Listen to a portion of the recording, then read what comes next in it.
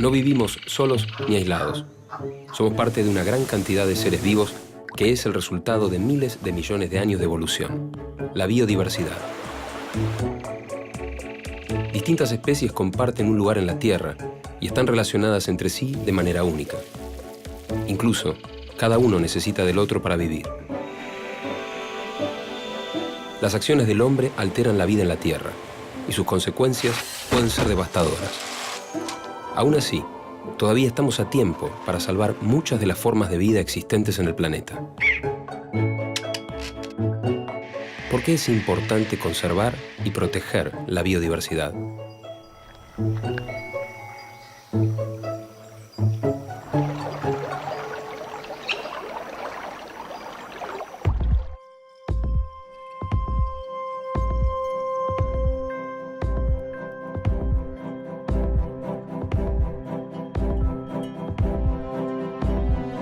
La población mundial no deja de crecer y el desarrollo es fundamental para cubrir sus necesidades.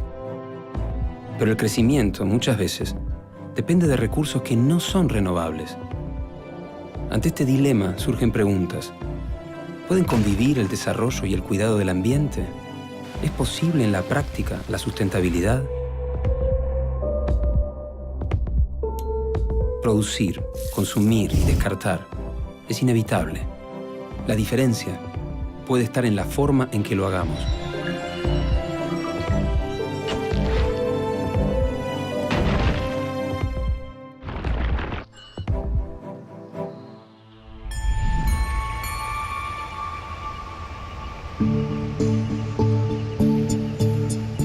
La biodiversidad es una palabra relativamente nueva. Viene de diversidad y de biológica, es decir, la diversidad de vida que hay en el planeta, las especies de plantas, las especies de animales, pero no solo eso, también toda la diversidad de material genético que tienen esas especies y también cómo entre ellas interactúan y con su entorno creando distintos sistemas ecológicos o ecosistemas. De esos ecosistemas y de la biodiversidad de esos ecosistemas, los seres humanos dependemos para satisfacer nuestras necesidades. Por lo tanto, si esos ecosistemas no están sanos y no producen los bienes y servicios que debieran producir, el ser humano lo sufre.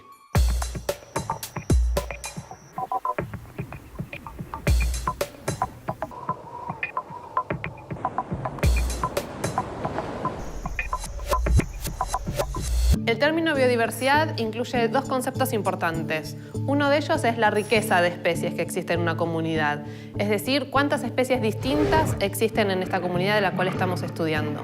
Y el otro concepto importante es la abundancia, el cual está haciendo referencia a cuántos individuos de cada población hay en un ecosistema.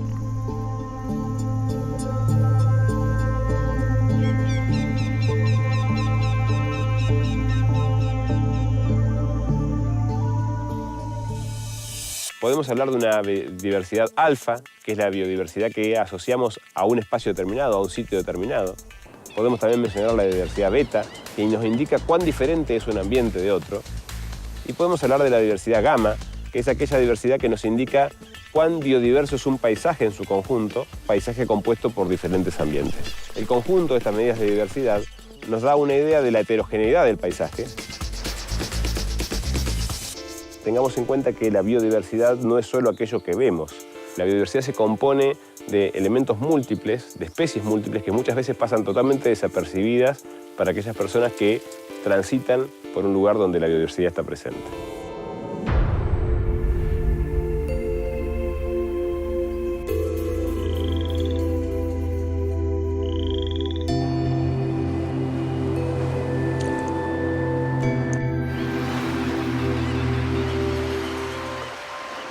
La Argentina se encuentra muy bien posicionada para ofrecer uno de los principales servicios ambientales que la comunidad necesita, que es justamente la disponibilidad de biodiversidad.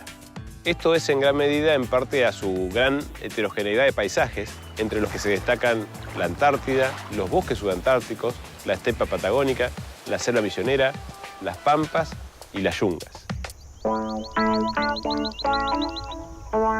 La provincia de Misiones es una de las de mayor biodiversidad en el país. Toda esa biodiversidad que significa más de 3.000 especies de plantas vasculares, más de 1000 especies de vertebrados. 500 especies de mamíferos, más de 85 especies de orquídeas, alrededor de 70 especies de anfibios y otros grupos que aún no han sido totalmente investigados y de los cuales se siguen encontrando especies nuevas para la ciencia en las recientes investigaciones que se están realizando en el país.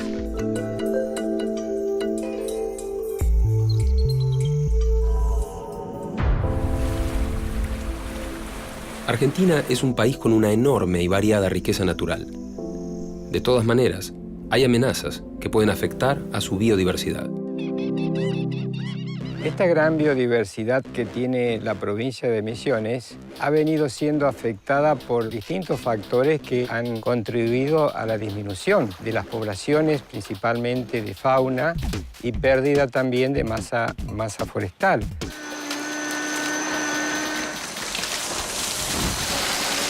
El bosque atlántico del Alto Paraná, conocido en Argentina como selva misionera, ocupa el 5º lugar entre los bosques más amenazados del mundo. Esta situación es así porque solo se conserva el 7% de su cobertura original.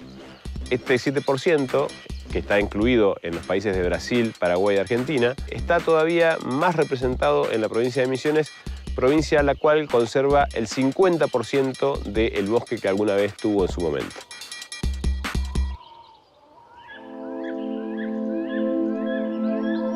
Las actividades humanas pueden alterar formas de vida y ecosistemas de manera directa o indirecta. Por ejemplo, arrasar un bosque dejaría sin hogar a muchos animales que viven en él. O malgastar combustible, ya que al producirlo se generan emisiones que contribuyen al cambio climático. Como un dominó, lo que hagamos afecta al de al lado. El efecto siempre llega. En el caso de las amenazas sobre la biodiversidad, estas son múltiples y son todas efecto de la acción humana. Una de las principales, sin duda, es la pérdida de hábitat. Cuando las especies van perdiendo su espacio para desarrollarse normalmente o para reproducirse o para colonizar nuevas áreas, van perdiendo la posibilidad de dejar descendencia y mantenerse presente.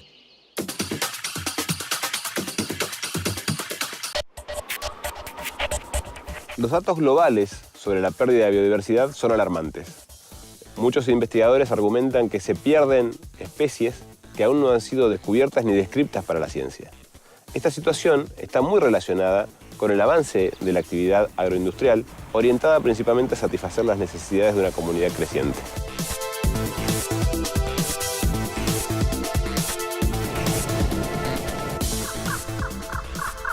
Otro de los factores que lleva a la pérdida de biodiversidad es la cacería ilegal y el contrabando de especies nativas tanto de flora como de fauna, el comercio ilegal de estas especies, cuestión que constituye la segunda razón de pérdida de biodiversidad a nivel global y está categorizado como el tercer comercio ilegal a nivel global. El tráfico de fauna consiste en la captura ilegal de animales, especies en estado silvestre, que son capturadas en forma ilegal de su hábitat y son transportados a los grandes centros urbanos para comercialización. Esta comercialización puede materializarse a través de animales vivos que son vendidos como mascotas, como es el caso, por ejemplo, de los monos, loros, pájaros coloridos y demás. En otro orden también están los cueros y pieles de los animales que son destinados a la confección de prendas de vestir, y los invertebrados, como mariposas y escarabajos, que son utilizados para cuadros decorativos.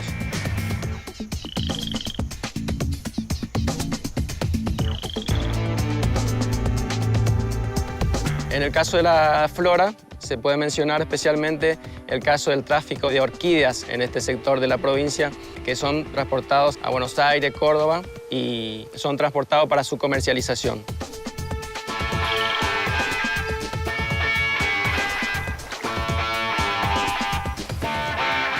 Entre las especies en peligro de extinción en Argentina podemos mencionar al zorro pitoco, al lobo gargantilla, al yaguareté, al venado de las pampas, al tatú carreta, al mono aullador y otras muchas que se encuentran comprometidas principalmente por la pérdida de su hábitat natural a través de los procesos de conversión de uso del suelo. Uno de los desafíos del mundo moderno consiste en encontrar la forma ideal de obtener energía eléctrica afectando lo menos posible el ambiente. En esa búsqueda, la generación de hidroelectricidad es una actividad importante, aunque también modifica el suelo y el ambiente.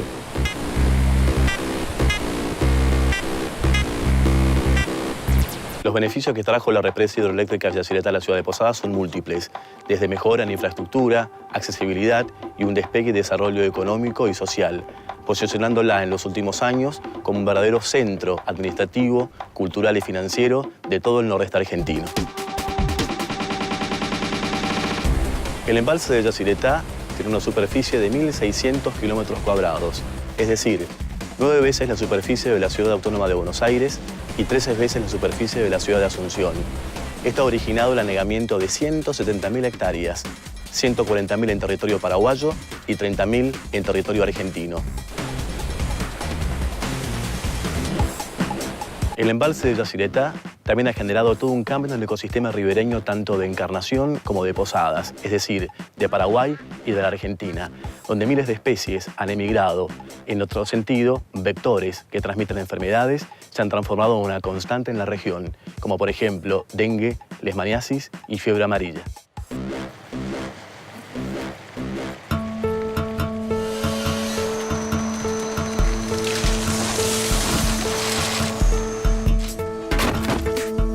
¿Cuál fue la superficie de bosques nativos en Argentina a través de los años? 1937, 37.535.308 hectáreas. 1987, 35.180.000 hectáreas. 1998, 31.444.000 hectáreas. 2011, 27.221.000 hectáreas.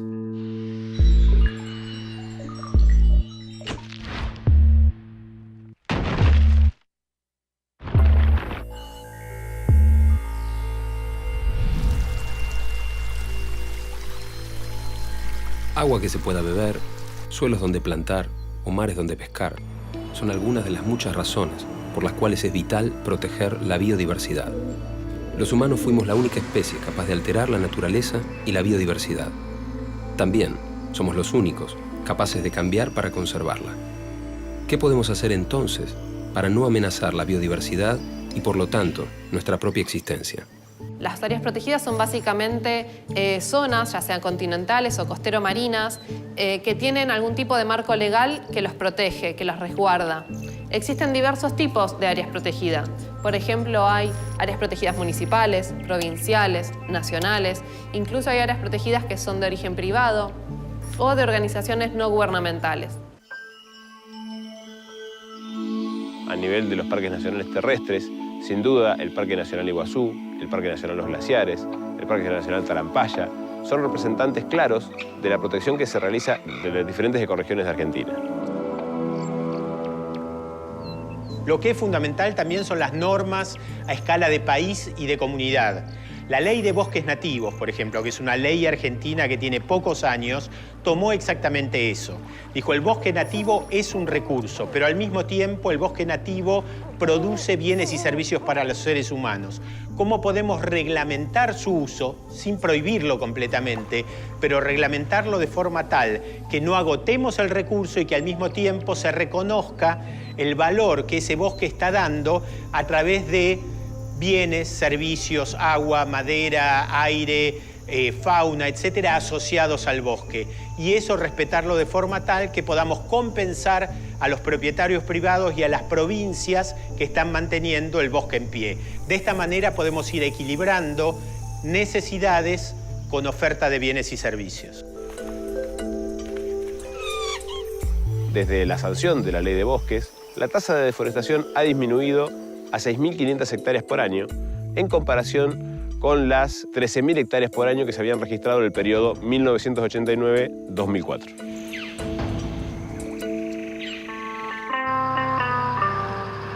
La tarea de protección de las especies no está limitada a biólogos y veterinarios. Cuando se trata del tráfico de animales, una actividad ilícita y organizada requiere también de las fuerzas de seguridad. Bueno, esta sería la zona, este cruce, tenemos indicaciones por manifestaciones de pobladores que habría cazadores, ¿no? La patrulla ambiental es una parte del servicio de protección ambiental de la fuerza. El accionar de la patrulla ambiental se materializa a través de los controles de ruta, controles fijos y patrullas ambientales en las zonas de bosque nativos. En caso de detectar infracciones, ya sea dentro del ámbito de la flora o la fauna, se da intervención a la autoridad de aplicación, en nuestro caso, el Ministerio de Ecología. Acá tenemos un indicio de que hubo gente, aparentemente para la práctica de caza. Es obvio que anduvieron por acá porque está hecho por un humano esto. Sí. En la provincia de Misiones se han hecho procedimientos de fauna, habiéndose incautado varios animales, tales casos, por ejemplo, de los loros habladores, de los monos que por ahí son comercializados para mascotas. Una de las alternativas para luchar contra el comercio ilegal de especies amenazadas es trabajar justamente con la concientización de la población local, de la ciudadanía. Todos somos responsables de luchar contra el crimen organizado de la caza furtiva y del comercio ilegal si es que evitamos ser consumidores de este tipo de productos. Tenemos que conocer que las especies animales domésticas son las que conocemos como domésticas y no aspirar a tener especies exóticas como mascotas, ya que no son especies aptas para tal fin. Hay una convención creada en 1973 que se llama CITES, que es la sigla en inglés de Comercio Internacional de Especies Amenazadas de Flora y Fauna. Esta convención que firmamos, porque nosotros también la firmamos, más de 170 países, básicamente lo que trata es de poner un ojo atento a cuáles son las especies amenazadas, las especies cuyas poblaciones han ido en disminución, para que el comercio internacional no sea un factor negativo que impacte y que pueda disminuir aún más o destruir poblaciones de especies animales o vegetales. Una vez recuperados, los animales deben devolverse a su hábitat natural. Algunos, además, necesitan ser rehabilitados por los malos tratos que han sufrido. Un vecino del parque lo encontró en un camino, posiblemente atropellado. Aparentemente hay una lesión en las alas. En el año 2000 comenzamos a trabajar ante una necesidad que teníamos de poder dar un destino a los animales que eran decomisados o atropellados o con problemas sanitarios. Tendríamos que tratar de inmovilizar la articulación. ¿Crees que se puede incorporar ahí sobre sus patas, pararse?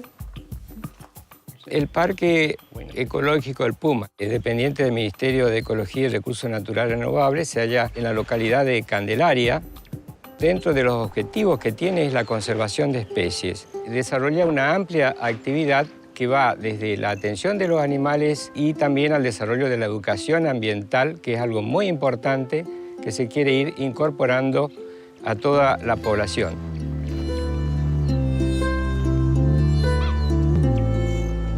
Básicamente, las especies que son recepcionadas en el centro son todas especies nativas. Actualmente, el centro de rehabilitación cuenta con 34 especies, de los cuales hay un total de 110 ejemplares. De las que existen aquí en el parque son especies de mamíferos, aves y reptiles principalmente, dentro de los cuales podemos hablar de un lote de yacaré que han sido producidos aquí y liberados nuevamente al río. Asimismo, hemos liberado varios ejemplares de venados y de pecaríes.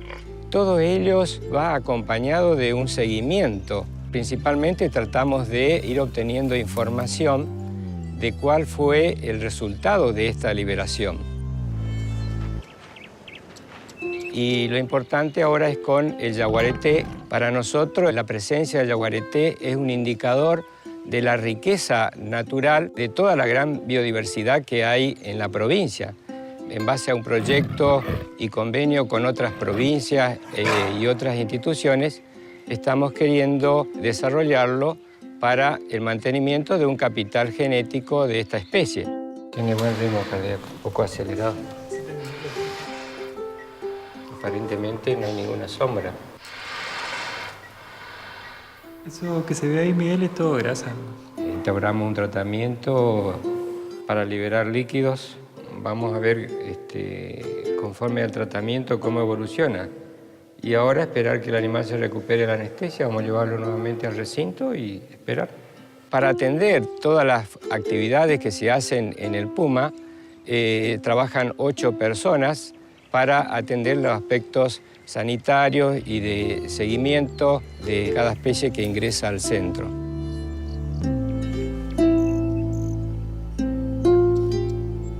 Lo que hacemos es recepcionar los animales que ingresan al parque, vemos el estado de salud y nos fijamos el tipo de alimentación que corresponde que reciba durante su estadía acá en el parque. Después, digamos, hablamos con los chicos, los operarios que van a trabajar con ellos, a ver cómo los tienen que atender y qué cuidados tienen que tener con cada uno de los animales. Y en el momento de que se decide liberarlos, otra vez se le vuelven a hacer todos los estudios para ver que estén con buena sanidad y se analiza bien el lugar donde se va a ir a liberar el animal. Los animales que no se pueden liberar porque tienen algún problema físico o motriz generalmente, quedan acá en el parque y son utilizados para educación ambiental. Todo un desafío hoy por hoy ir llevando esta política que significa aprender, conocer para poder conservarlo. Visitar a través de un sendero la selva nos muestra una gran cantidad de cosas que solamente aquí se pueden ver.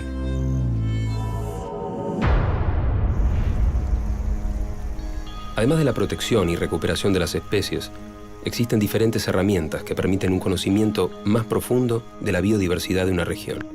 Las cámaras trampa son fundamentales para determinar patrones de actividad de las especies y estimar abundancia y densidades sin afectar el hábitat del organismo investigado.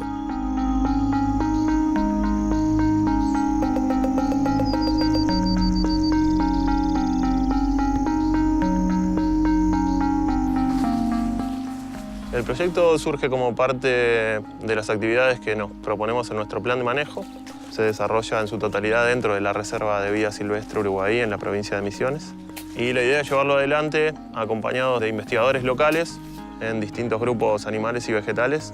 Y por otro lado, ir teniendo herramientas que nos ayuden para hacer un buen manejo de la fauna y la flora local.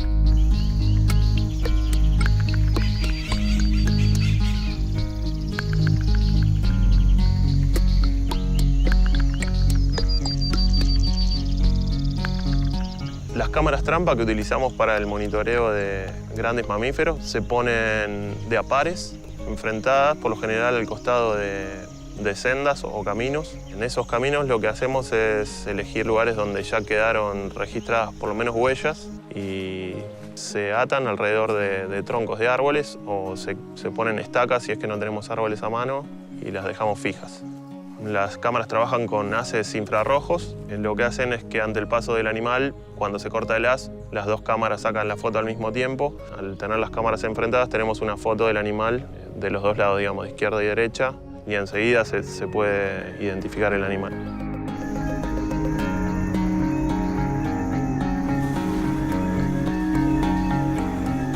Los grupos que nos proponemos monitorear son mariposas, ranas, aves, mamíferos, anfibios y escarabajos.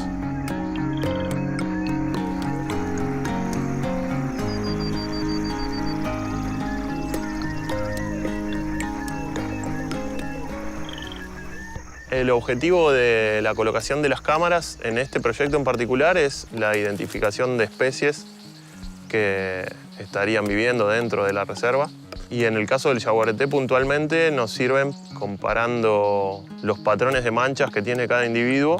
Al sacarles fotos podemos fácilmente identificar de qué individuo se trata. Al saber de qué individuo se trata y colocando cámaras trampa en esta reserva como en otras, lo que sabemos es el desplazamiento de ese individuo y más o menos cuáles son sus hábitos.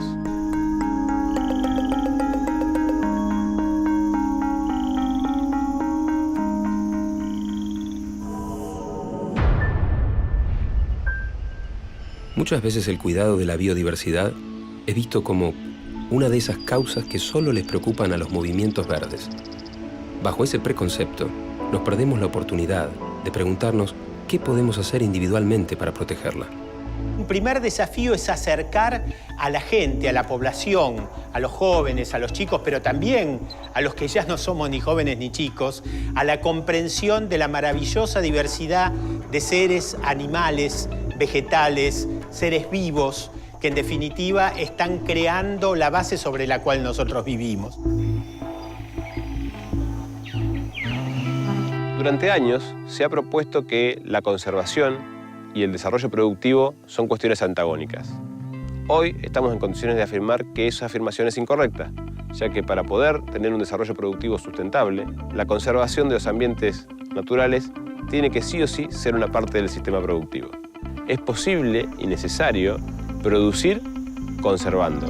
Y si uno produce y conserva, no solo conserva a los pájaros, a las flores, a los animales, sino que también conserva la capacidad productiva del ambiente para nuestra generación y para las generaciones venideras. Somos parte de esta tierra, de su vida y de su historia. Lo que hagamos afectará a la biodiversidad y, en consecuencia, a nosotros mismos. El desafío consiste en determinar cuál es nuestro lugar dentro de este delicado equilibrio. Y esta es una tarea de todos, ciudadanos informados y responsables y estados activos que protejan esta red única y vital de la que somos parte.